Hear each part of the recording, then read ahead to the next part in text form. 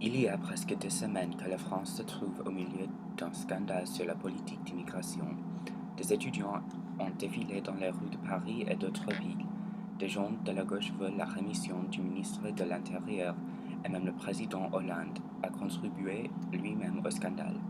Tout a commencé avec un seul incident. On appelle cet incident et ses conséquences l'affaire Leonarda après la jeune fille au centre du scandale. Le 9 octobre, une jeune fille de 15 ans qui s'appelle Leonarda Dibrani a été enlevée de son autobus scolaire par la police. Avec sa mère et 5 frères et sœurs, elle a été expulsée. La famille, qui est Rome, a été envoyée au Kosovo. Le père a été expulsé déjà.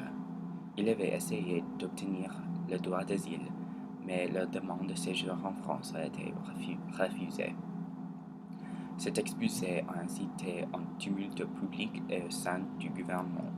Des membres du parti de gauche et du parti socialiste ont protesté à l'expulsion.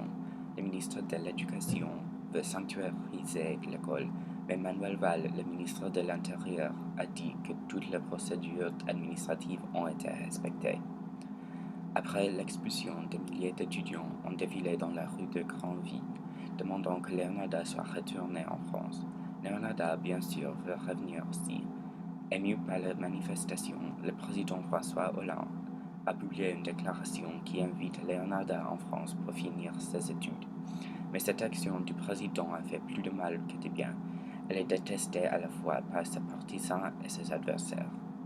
Les partisans du président croient que l'invitation n'est pas assez.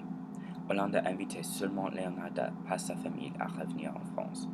D'autres membres du Parti socialiste, comme le numéro 1 Alain Désir, veulent que toute la famille revienne en France et obtenir le droit d'asile.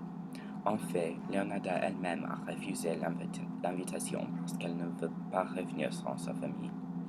De l'autre côté, la plupart des Français ne veulent pas que la famille revienne en France. Les adversaires du président disent qu'il veut satisfaire son propre parti plus que la population de la France. Des sondages montrent que seulement 23% de la population de la France approuve les travaux de Hollande. À la même fois, 61% de la population approuve les travaux de Manuel Valls, lui rendant le ministre le plus populaire de la France.